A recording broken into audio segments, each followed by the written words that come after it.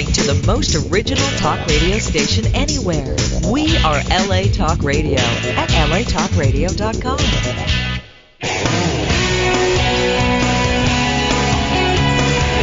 You're listening to Fouché Way with Brandon Fouché, right here on LA Talk Radio. Well, hello, and welcome to the Fouché Way radio show, live every Thursday at 1 o'clock p.m., sponsored by the nonprofit organization called Canine Hope for Improvement Program, where we hope to improve the quality of our dogs' lives by moving towards a no-kill society. The number here is 818-602-4929. Well, before we get started, I wanted to say something. This week, I bought into the whole package of HD TV, satellite, crystal clear picture, all of that. And man, I got to tell you, it is unbelievable if you don't have it. It's like you can almost feel like you can touch the person. That screen is so clear, and you can see pimples on a person's face. I mean, that's how clear it is. And as I was saying that, the technician that was there was telling me that some people call them back and say, take it away and give us back what we had before. It's too clear. It's almost unreal. It doesn't look real. And in some cases, it hurts their eyes. And I said, really? He says, yes. Some people say, take it back. And it made me think about what I do for a living in rehabilitating of dogs and how some people could get this information so clear, so crystal clear, where they could not find help anywhere else and get the help with this information. And some people say, I don't think I can do it. And they go back to what they were doing before. They go back to what they were doing before. And it's because those people that have the crystal clear television in the HD, when they talk to their friends and everybody's talking, yeah, I got it too, man. Yeah, I got that, and I got the 3D, and I got all, then it's like, wow, I'm with this, because you've got people that are about the same thing that you're about. And that's what I do. If you don't have enough people talking to you and saying, yes, I do the same thing, the Fouché way, I listen, I go, blah, blah, blah, you get lost with this new information. It sounds so good. You don't know where to go with it, how to apply it. Even though it's helping you in your situation, we tend to go back. That's so interesting. That's so interesting. And so I think that it's important to talk about the significance of being truthful today. Being truthful about what we are doing with our dogs if we want to save their lives. Whenever I have a client that continues to have a problem with their dog, I find that it's because they have refused to change, but they won't admit it. I had a client who wanted me to help them and had a dog that was dog aggressive, and for some reason they continued to experience difficulties, and that baffled me. It baffled me because I couldn't figure out until one day they showed up to drop him off, and he was in the back seat of the car with a stuffed animal in his mouth looking at me through the window. And his owners had such an embarrassing look on their face as they turned around to get him and bring him out of the car, and they began to make excuses for the reason that he had this stuffed animal. Knowing all along they were accepting only what they believed in. And so I slowed down with helping them. When I'm with you, I'm with you 110%. That's why I spend so much time talking. I want to help your dog. And I can't help you if you won't help yourself. In dealing with aggression, you've got to be as truthful and as sober as the judge when you are making decisions about what to do and how to do certain things that are related to aggression. So don't lie to me. Don't lie to me about what you're doing if you need help. That's very frustrating. Why spend the money?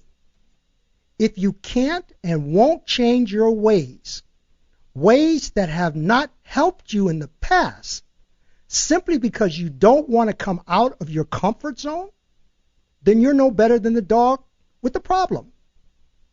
If your dog becomes aggressive, chances are it's something you're doing that they are misunderstanding. I remember a woman, after I helped her with her dog, felt that it was okay to give back all the things I told her to take away because he was fixed now. But she didn't think it was important enough to tell me. It came out in a conversation by accident, knowing all along, but telling me the dog was acting up again. I want to say this because it's the dog that's going to ultimately pay for our mistakes. So if you're straddling the fence with your problems and continuing to train and practicing your old ways for whatever the reason you want to tell yourself, don't blame it on the dog when it goes bad. You made the decision, the dog followed you. And I know you do it out of love. We all can make mistakes with our dogs out of love. Even my first caller. But they have also made a decision to get help for their dog. And this dog's name is Banjo. And they're getting help by becoming what they need to be to help save his life. And his owner's name is Steve. Steve, how are you today? Doing great. How about you? Pretty good, Steve. There are a lot of people that have dogs like your dog, that you start off trying to do the right thing. You take them to the training classes, whatever society is telling us that we can do. And then you find as time goes on, and in your case, a couple of months, you find that your dog becomes aggressive to people. Is that correct, how it went? Mm-hmm. Yeah. And then you find that all of the training that you did it help you? It didn't with that situation, no. Yeah. So why don't you tell our listeners what's going on with Banjo? Sure. Yeah. So we rescued Banjo from a shelter when he was about 4 months old, and he is half white boxer, and we think he's mixed with Australian cattle dog, a red heeler as well. When we adopted him, we took him to a training class about a month afterwards that was all based around positive reinforcement. And we did that for about 2 months, and then about 2 months after we had completed that class, we saw some very alarming signs of aggression. We saw Banjo actually bite somebody, and we also saw him break our front window while he was barking and trying to get at somebody who was crossing by the street next to our house. Mm-hmm. So we saw very alarming signs of territorial aggression. Okay. And go on. Go ahead. Go on. I'm sorry. Go on. Sure. Yeah. So really, when he went through that window, that really felt like the last straw for us. That was really just a very clear sign to us that we really need to make drastic differences in how we are dealing with Banjo and how we really need to change his behavior, or else we might not be able to keep Banjo. Mm-hmm. So we became on a mission to do whatever we needed to do to improve this behavior. Mm-hmm. So we reached out to Brandon. We were searching for dog trainers who dealt with aggression, both in San Diego and outside of San Diego. We're currently located in San Diego, and there are only a few people who really specialize in dog aggression, and we reached out to a couple of them. Mm-hmm. And we after speaking to a few people in San Diego, we saw people who we really didn't have a lot of experience, or we didn't really feel very confident in that this behavior would change, and especially that it would change quickly. Mm-hmm. We also saw some other approaches. For example, one was a 2-month boot camp where we would just leave Banjo there, and he would stay there, and it would be very expensive, and then he would come back a different dog without us very involved in the process. So we considered it because we were willing to do whatever we needed to do, but we were very turned off by the idea of it taking that long, and of also us not being as involved in the process as we'd like.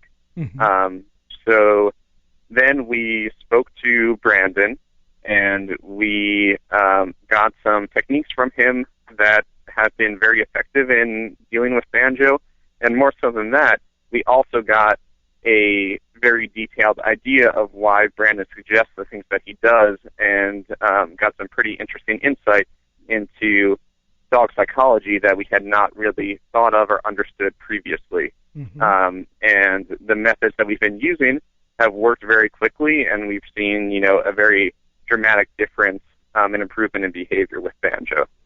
It's just very important, the things that you said. I want to thank you for actually doing them and sticking with them. But you said a couple of things like the time in which it was going to take, which is very important because I always talk about we don't have much time. And for something to take 3 or 4 months, we may wait to see if it's going to happen, when in the interim of that, all kinds of things could take place, because life is moving at a rapid pace. And what's even more important is that I'm talking to you over the phone. And this is what I want our listeners to understand.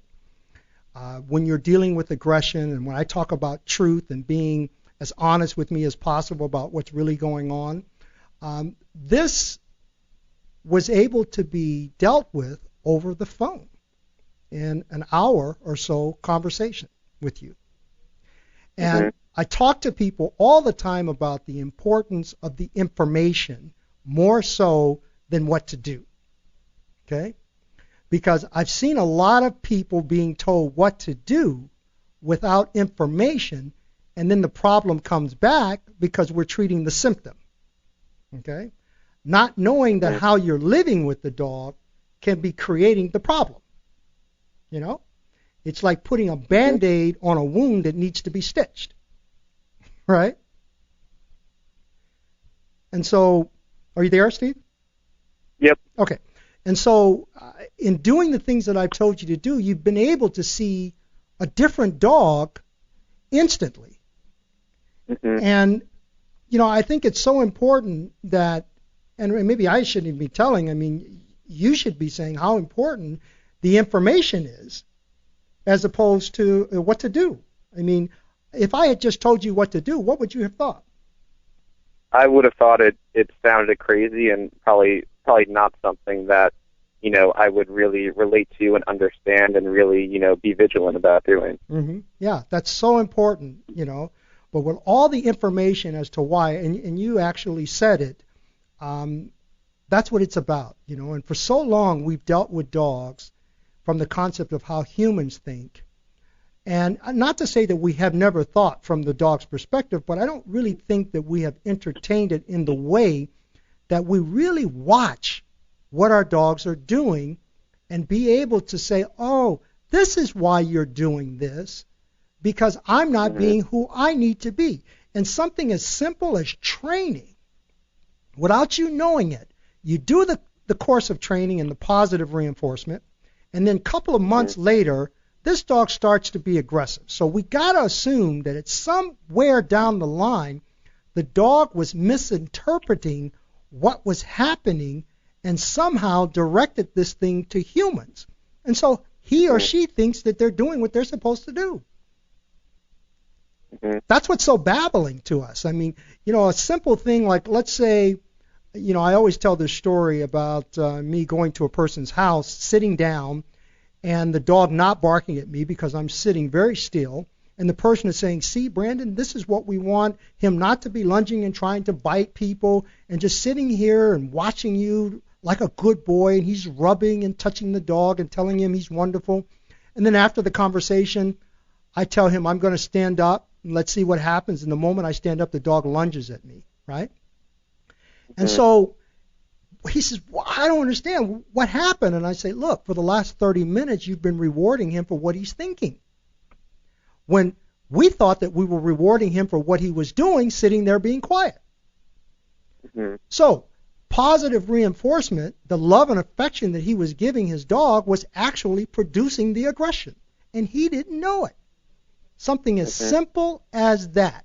You can even go to a class where the dog is not sure about something and feels insecure or afraid of a person or another dog, and because we're giving the dog a treat and rewarding him, we could actually be rewarding that negative thought that he has towards that stimulant, whatever it is. Mm-hmm. And then we go home, and at some point it sinks in when he's behind a barrier and someone walks past the door, and he feels the same way he felt when he was in that situation, and he lunges. He barks, the person runs or backs up, fear jumps into the person, dominance jumps into the dog, learned behavior is developed.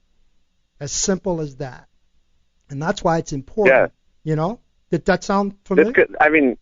This could also be very well something that we may have done to trigger this without knowing it. Something that we did was that when he was barking in the house, we would have him, after he stopped for, maybe 5 seconds, we would treat him to try to, tell him things are okay and treat him for calming down. But very well, his mind could have still been very agitated and focused on what was outside, and the treating may have reinforced that feeling of agitation as well. That's exactly what happened. We act as if they can't multitask. Right. That's why I always tell people that when you reward your dog or touch them and give them affection, make sure that you have their undivided attention and that they are looking directly at you and that it's not happening directly after something negative has taken place. Okay? And this is the kind of show that this is to bring forth the truth about what's happening out here and how to look at our dogs from the concept of the psychology of the dog's mind. That's what this is about. And so now that you have, let's see, it's been a couple of days now, right? And you've been able to have people walk into your house, come and sit down, and your dog has been obedient. Yes, we had a friend actually sleep over and stay the night, and Banjo was completely fine, which was a big deal for us. Yeah, huge deal. And we're not done yet. I mean, because, even though you call me, you say, okay, what do you think we should do next? And what do you think we should do next? And that's normal. But I want you to stay with this until you become fully comfortable, because I don't want you to move forward. Something happens, and then we wonder, did we move too soon, or is this something else? We want to get this solid, because it's you and your wife, and you both have to feel secure in the same place at the same time for the same reason, just like the dog, before we move on. Does that make sense? Got it. Okay, great. Well, Steve, I want to thank you for coming on and sharing with our listeners the problem with Banjo. And keep in touch, and let's keep going forward, okay? Absolutely, will do. Thanks, All Brandon. Right. Thank you very much. Okay. All right. Well, our next caller is Elijah Goodfarm. Elijah, are you there? Yes, I am. How you doing, man? I'm doing pretty well today. Yeah, pretty well. I'm excited to talk to you, Elijah. And the reason is, I want our listeners to know you're all the way in Alaska. And you've got a very interesting story. You have about 30 some odd dogs, 36 or so dogs that you've been looking after, and it's something that your father, I'm sorry to hear, has passed away, but you've been kind of carrying this on to finish things off with these dogs and try and get them home. Is that correct? Yes. All right. Now, I'm really interested also to talk to you because you're kind of in the situation that I am, in that you have a pack of dogs. I mean, a real pack of dogs. And yes, I do. Tell us, our listeners, what kind of dogs you have and briefly how you got to where you are. Let's do that. Well, the dogs that I have are, from what somebody had them DNA tested, are a Chow, Akita, and Lapalasa mix. And basically, my father brought these dogs up to Alaska with the intention of running the Iditarod, 1,000-mile sled dog race.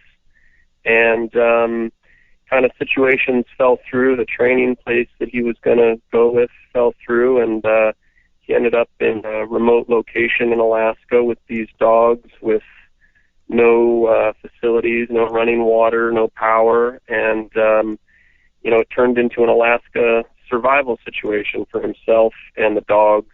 I mean, typical winter, being 4 hours of sunlight and 30 below zero temperatures. So after a couple of years of that, and the limited progress training them how to mush, he ended up passing away of a heart attack. And then, I got the phone call that had happened, and, these dogs were his life, and, he loved all of them very much, as I do, and, animal control was called, and they told me they were going to put down 80 to 90% of the dogs, and asked, what I wanted to do, and I told them basically that I'd pack up and come up here, and I did, and it's been a real struggle. Alaska is a really difficult place, and just in terms of the elements, and where I was, the mindset is, very much just sled dogs, which is, working dogs, large kennels, with dogs on chains, and, the mindset is, that's what they are. They're dogs on chains, and, they're out either mushing, or if they're not, they're just sitting around. And so I've kind of been facing that, and then, I also found people had a real fear of the chow, because they have kind of a predominant chow look with some black tongue and, fluffy and like that. So, I spent some time just really trying to socialize them and take care of them, through the climate. And, after not having super good luck with, finding them homes, had a couple of bad experiences in the beginning, which kind of put me off to the situation of finding them homes. And I basically have purchased a piece of land on a good commercial lot, and have spent the last year building what I hope to be a really great kennel where I can really work with them and, try to get them ready to go and show them and bathe them and, find them good homes, people that are really going to treat them as I would if I had one or two, if you know what I mean. Right, exactly. And which brings me to my next question, as if you would have one or two. We have a tendency that when we step into a situation that's like that, it's pretty overwhelming. And when you have dogs that are chained up or even kenneled, and they don't get out and get with each other, you run into a lot of fights. Okay? Yeah. And I know this because I've been doing this for so long. I don't think there's anything that I haven't really heard about fights or what produces them, or stimulates a dog to want to fight by being stressed. And I'm sure you've had your number of fights, And, yes, I have. And the biggest problem that you're going to run into is putting those dogs together. Okay? Right. There is a real serious psychology that has to go about happening in order for you to be successful. And you're going to have to get these dogs together. But I'm going to get to that, and I'm going to help you step by step on how to get this done. But you had mentioned to me a problem that you had this one particular dog, that you got this relationship with LG. And LG's a beautiful dog, and you were going through some really hard times at one point there. Because this didn't do a big head trip on you. A big head trip. And, I've seen people go into deep, deep depression when they've got a lot of dogs, okay, and they don't know what to do. I don't know, a lot of people don't really know what I'm talking about because I've never talked about this before in relations with myself and other people that I know. This is the first time. And, before I go into that about you letting someone keep your dog to kind of get yourself together, what were you going through, man? Explain what kind of trips I'm talking about.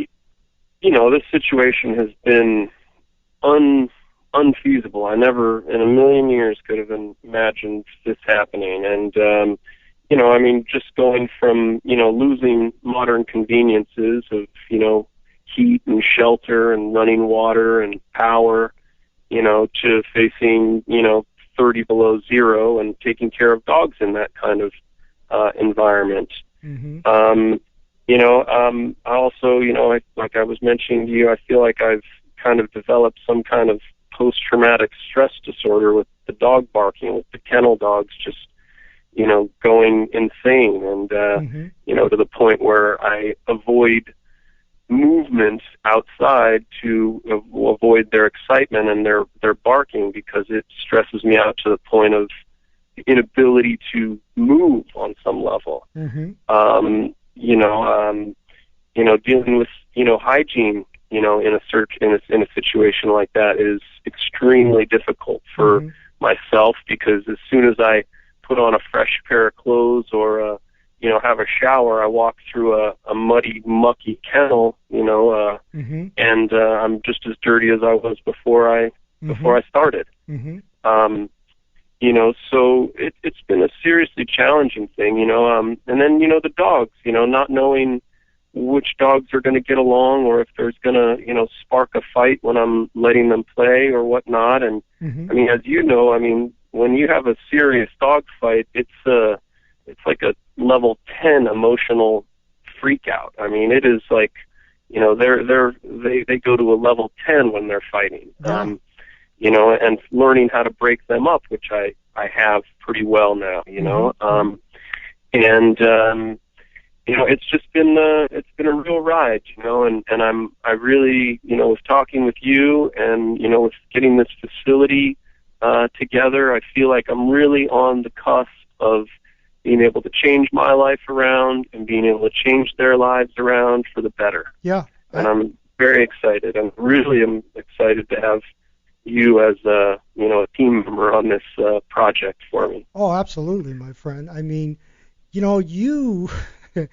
it's like watching television, a reality show, of people in Alaska and roughing it out, man. People really don't understand what you have to go through. I mean, and the first thing that pops in my mind, because I know with the amount of dogs that I have cared for over the years, just the accumulation of the feces. I mean, it's probably in some way okay during the winter, but when the summer comes and that stalls out. Yeah, I mean, typically we would call it breakup here is when what we're going through right now when the ground is still kind of thawing out and the snow is melting and this year it's been pretty good, but when it gets rainy and the water all stays on top of the ground and won't go into the ground, it can turn into just a pond of filth. Yeah. And then the dogs are covered in it, and it's really terrible. Yeah, I mean, really terrible. I wanted to have you on because I want you to give some kind of number or website or something for people that might want to contribute to help you, as I have reached out to help you in any way that I can. And I want, if you do have a website or a number or something that you want people to contact, please, before we finish, I want you to give it out, okay? Well, I will do something, Yeah, please, or contact me and I can put them in contact with you, but I really want you to get some help, man, because, you can lose your mind. Yeah. You can literally lose your mind. It's been a long road, and I definitely look forward to lightening the load, so to speak, and kind of getting some form of my life back together. All right. Well, this is what I want to talk about. You got a pack there, and this is my specialty. And you're going to have to get that. You're going to have to get that pack together. Now, you got a personal dog that you have developed a relationship with. That's a straight up, hope you down. I mean, beat down dog. He likes to fight. Okay. Yeah. And he likes to fight because of your relationship with him. He feels protective over you. And he feels protective over you because of the love that you have shown him that he's misinterpreted that he doesn't want to share you with anyone. This is called the juicy bone theory, where you become the juicy bone, and he doesn't want any other dog around you except for maybe one or two females. And exactly. They don't want to accept a male around. And you think about, well, why is that? Why, because in a pack you got males and females, and it used to be where people thought the two females couldn't be together, and none of that makes sense. What happens is when we enter into the picture and develop a relationship that's based on love and affection, positive reinforcement from the concept of humans, and we eliminate the way nature says that it could be done, then we create the stress that leads to this aggression. Okay? No such thing that a male dog can't get along with another male dog. It just doesn't work that way. And at the time when you decide that you want to have someone look after your dog, that particular dog, because you couldn't be with other dogs, you begin the separation anxiety that we hear a lot about. Okay? And look, I wasn't there, but I'm going to tell you exactly how it went down. Okay? When you give your dog away for someone to look after until you get yourself together, that separation is okay, even though that dog may try to escape from them many times. I have dogs that come. You did. Yeah. He did. Of course they did. Because of that tight relationship, that bond that you created, he didn't understand, and you didn't know how to let him know that he was only going to go here for a short period of time and that he would be coming back to you. There is a way to do that, but because we don't have enough time and we're not thinking rationally, we just bloop, we give the dog away. And then what happens, because we do that, the emotional feeling that it takes on us, toll that it takes on us, when we have that reunion of the dog, and the dog is so elated to see us, and we're so elated to see them, that we're both submitting and whining and talking and creating this neurotic bond. Okay? Yeah. It makes it so tight that the dog doesn't want to leave your side. Yeah. We create this with the way that we respond to our dogs.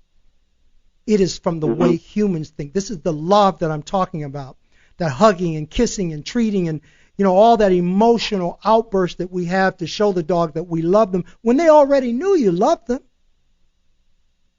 They don't ever think that you don't love them unless you abuse them. Okay? So what you were saying to them, I'm never going to let you go again. I'm never going to do that to you again. And you probably even said that to the dog. Yeah. But you were emotionally feeling it even more. And so this dog separates you from the world at that point. And you will find that they will follow you everywhere. Am I correct on saying that? Yeah, definitely. Yeah. You've got to get this dog back with the pack. You've got to create little packs of 3 or 4 dogs, and I'm going to show you how to do that, how to get them together. And you're going to mix this guy into this. Now, I'm going to tell you, the reason I say that this is important, I've had personal dogs of mine, and everything that I tell people and tell you is something, not that I read about, but I've gone through myself. And so I've had personal dogs that I keep closer to me than other dogs.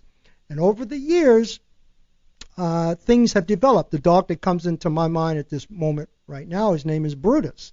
And he's a big, beautiful pit bull that I remember when I used to bring dogs in, they used to have to pass him because he was living closer to me.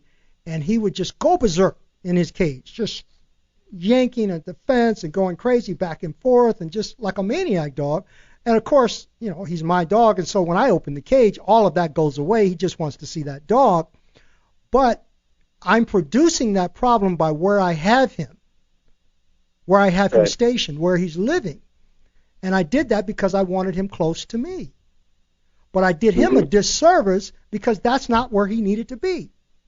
And so now I have moved him, months ago, back to where the other dogs are, where everybody is, and he doesn't do that anymore. In fact, he doesn't even bark anymore. He acts like he's been debarked. And it's because he's not part of the team, part of the bigger picture. And I've talked to this, a number of times about separating dogs and the way that we separate them. It's okay to separate, but we have to know how to separate. And this is where the importance and the intelligence of how dogs think comes into play. So what you have done is created what looks like a megalomaniac when it comes to this dog with other dogs, LG with other dogs. Yeah. And so I'm going to show you how to get him back with other dogs, and I'm going to take you through this whole process of pack work and how to put together a pack. You know, in my place, I have I call it a university. We've got the seniors, the graduates, the new ones that come in, and they're all in different packs, because they're in different levels. And that's what's going to have to happen with you and LG. And when that happens, my friend, that 30-plus dogs that you're going to have is going to seem like it dropped down to 15. Okay? Yeah, I've heard that before, too. I know, but look, I'm telling you what I know, okay? I believe you. And I believe you, Brandon, Yeah, if you're living with dogs, like you said, like 2 or 3 dogs that you can put together, which is you can probably at least do that, put 3 or 4 together, right? Yeah. Okay. Yeah. But what happens is we begin to live like that. We begin to have a 3-4 dog living condition. Well, you got all these dogs outside. And so you've already learned some techniques about how to control that barking. I'm going to show you how to control emotionally, okay? And I want you to think, good. I want you to understand something. I'm going to give you this information because I want to tell you the direction that we're going in. The first thing that you're going to have to do is you're going to have to stop producing so much physical exercise in your dog by thinking that you got to put them on a snowmobile or whatever it is and drive around and have them run, because we are producing that type of mindset. And what will happen is every time you take a dog off the leash, they will think that that is the purpose of their life, and they will take off running for miles. Right. You can't have that. You've got to take a dog off the leash, and he just stays around you, okay? Yeah. But he's not going to do that if your life is teaching him about exercise, physical activity, distance running, sled riding. If you're not going to be doing that, then you can't exercise them that way. That's physical energy. You're only making them stronger. You need to control them mentally. And I'm going to show you how to mentally control the dogs and get them together. Another thing, you're going to have to discipline and dominate these dogs. I know it's difficult because you have them on the leash and they do nothing that warrants for you to discipline and dominate them, but the problem is when they get off, they're going to fight. They're going to fight. Right. And when they fight, you've got to break it up. Yeah. And the way that we have been taught to break our dog fights up is, however way we can by pulling them off, and then our form of discipline at that time is to pin them down. And look, man, when you pin down a dog that has never been disciplined and dominated, that's living in the conditions in that cold weather, you're going to take a chance of getting bit. Have you been bit? Have you been bit? Yeah, yes, I have been bit a few times. And you backed off of that pin down, didn't you? Yes, I have.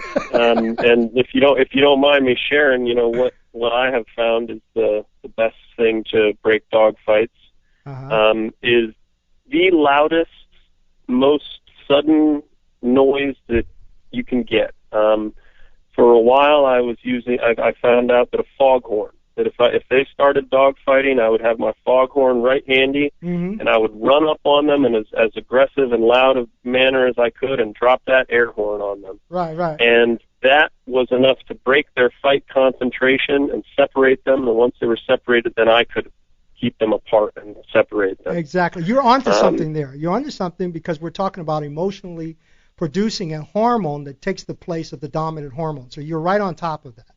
Okay? That's a good thing. So. And the other thing, if you let me put one more, as you were talking about, my relationship with LG and him basically bossing me around and, how I run my kennel and how I interact with my dogs, I got that and I get that, and I've already started to shift that and put him outside with the other dogs and starting to move the other ones inside on a more regular basis. So I'm, and I see how that has affected my ability to have and organize and work with the pack. Oh, I'm so happy, man. You know, a lot of people, it's so difficult because of their love and affection. They say, no, he's just special. He's got to be near me. And I'm like, look, you got a pack.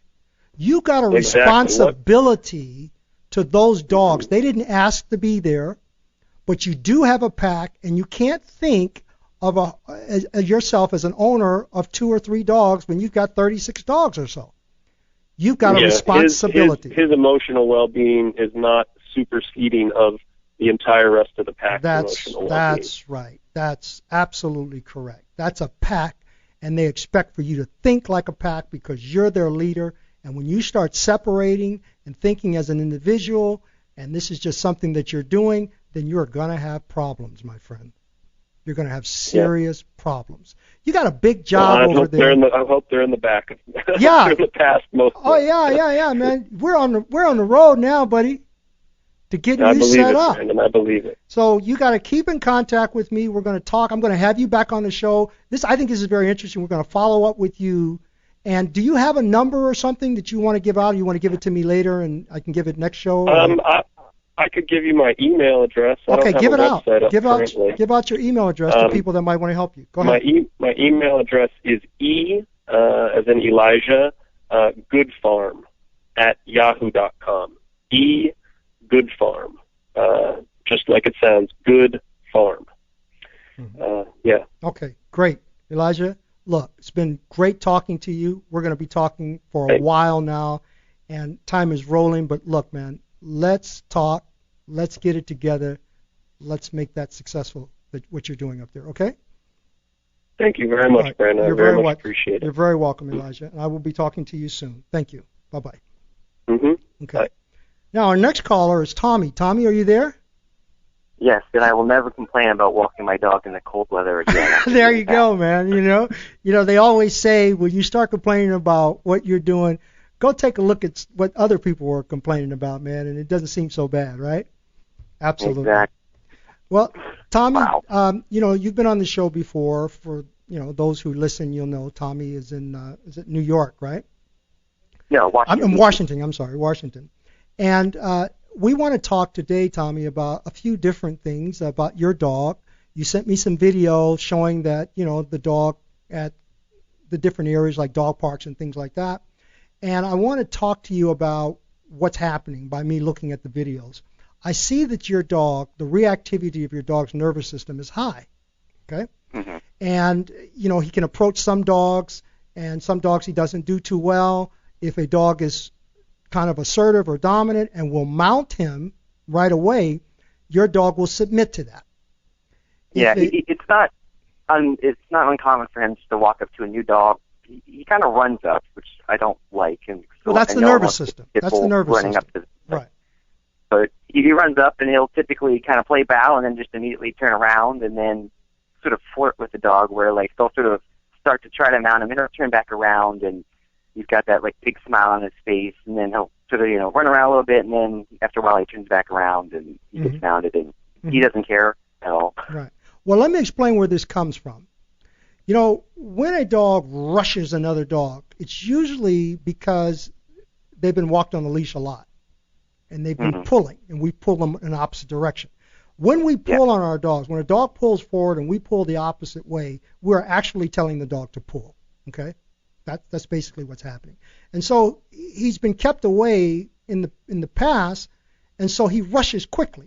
But when he actually gets there, that becomes the real dog. That's who he really is. And so he goes immediately into that play bow, which says, hey, I want to check you out. And then he'll offer himself to the dog. He also does this thing where sometimes he'll get kind of stiff for a second, and I always make sure to keep the leash as loose as possible. The only time I ever try to pull back is if the leashes get caught and they get that neck-to-neck thing. Right. I remember you talking about fight or flight in that situation. And but that's the only time I pull him back. But he'll get kind of stiff for a second, and then he sort of just breaks it with this play bow. But everyone always is like, oh my God, what, because it looks like he's going to attack or something, but he goes in that play bow. Yeah, this is normal. And he keeps his hair up. Yeah, this is normal because what he's displaying is his genetic side, his learned behavior, and then what you have learned to do with him. So there's 3 things that are happening there now, and he's expressing all of them simultaneously. When that dog stops and freezes like that, he's saying, come on, hurry up, check me out. Quickly, right? And then the dog will get to smelling. I see it all the time when I'm introducing new dogs. They'll smell in the ear, along the butt, all that, and then some dogs will mount right away. Yeah. Okay? Because what they're saying is, come on, do it all. And they say, okay, I'm going to mount you now. And he mounts them, and then your dog will submit to that. He'll allow it to happen. But then what will happen is they may run off to a tree and urinate and kick the ground up. Right? Exactly. So, That's reading my mind. That's the learned part. So you got the genetic stuff, the learned part, and the part that you're now teaching him, how to connect to him genetically, which is to be submissive and to allow those things to take place. And so you got a dog that you think is kind of off, or people think is kind of off, because he's trying to do everything that he has learned right away.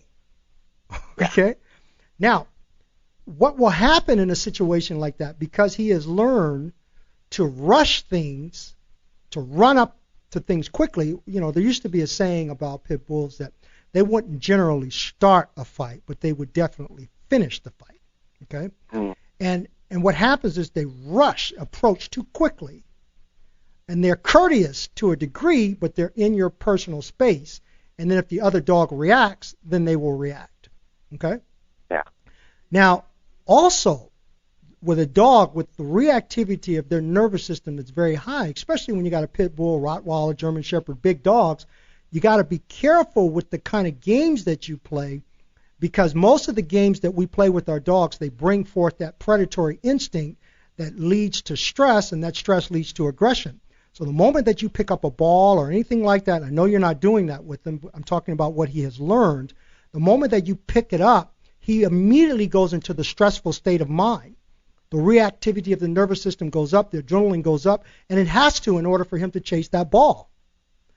But all of that energy is basically related to the hunt. So that ball represents the hunt, which is related to a kill. But the problem is that kill is supposed to be related to the stomach, which is to satisfy the cycle of life, but the ball is an inanimate object, so they don't eat it. Some dogs do, because they're so caught up in that hormonal state. Do you understand? Those are usually those dogs with big, wide eyes that just stare. Exactly. At objects. Yeah, they're misinterpreting what's happening. They're saying, oh my God, I gotta get this thing. And it's an inanimate object. We call it a game. But to the dog, it's not a game. It is a real hormonal thing that's happening that some dogs are going to misinterpret it, and it boils over emotionally, and it gets into something aggressive, and boom, we're into a whole other world with our dogs. Okay? It's actually funny you mentioned that. Like one of the trainers I had before, I don't think I've ever told you this story. He had a German Shepherd, and he said, I've trained her on the tennis ball.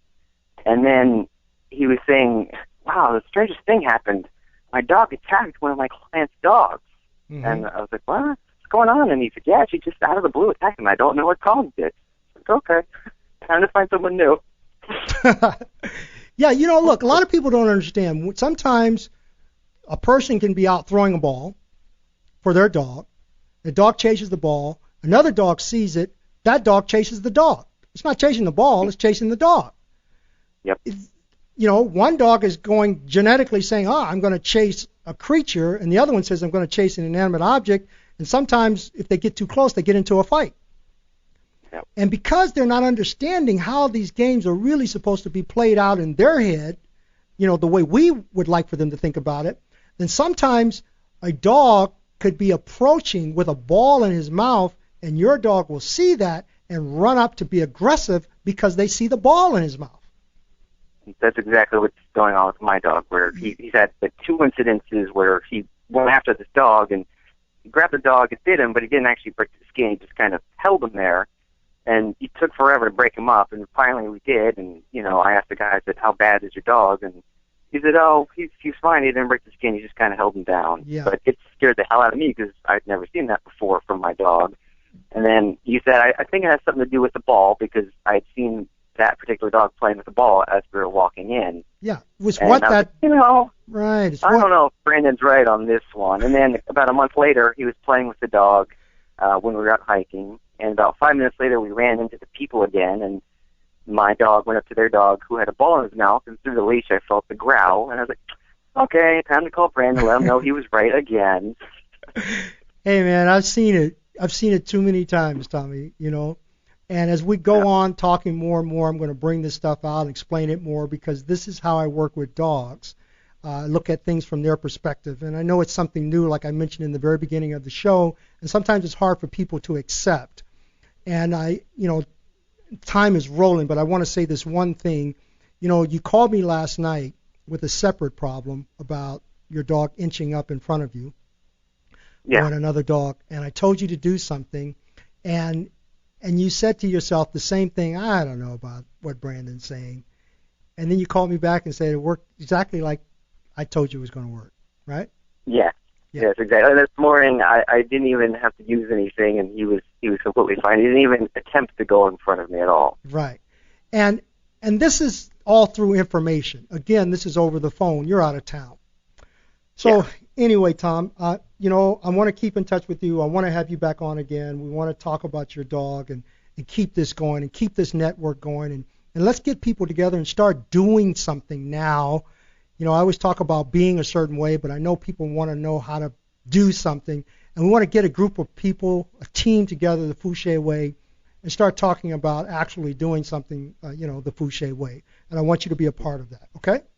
I love it. I hand out your business cards and your radio show cards whenever I go on walks, and I end up talking to people who have quote-unquote unruly dogs that don't understand, and I'm like, listen to this guy. It sounds a little strange at first. You might not understand at first, but it works. And I'll bring out people like Diana Del Fonte's photo with her dog just tried to kill dogs a couple of months ago, and now she's this little min pin's bossing him around, and wow, amazing. So it's the information you're telling people. I've never heard it anywhere before. A lot of times I'll talk to vets and they don't even understand, and then I'll explain the whole, chasing the ball predatory thing, and they're like, that does make a lot of sense, and it's kind of something we wouldn't think about. I'm so happy to hear that, because there's a lot more information where that came from, my friend, and we will continue. And the next time will be next Thursday at 1 o'clock p.m. So, Tom, tune in, and I will talk to you then, okay? Thank you. Thank you very much.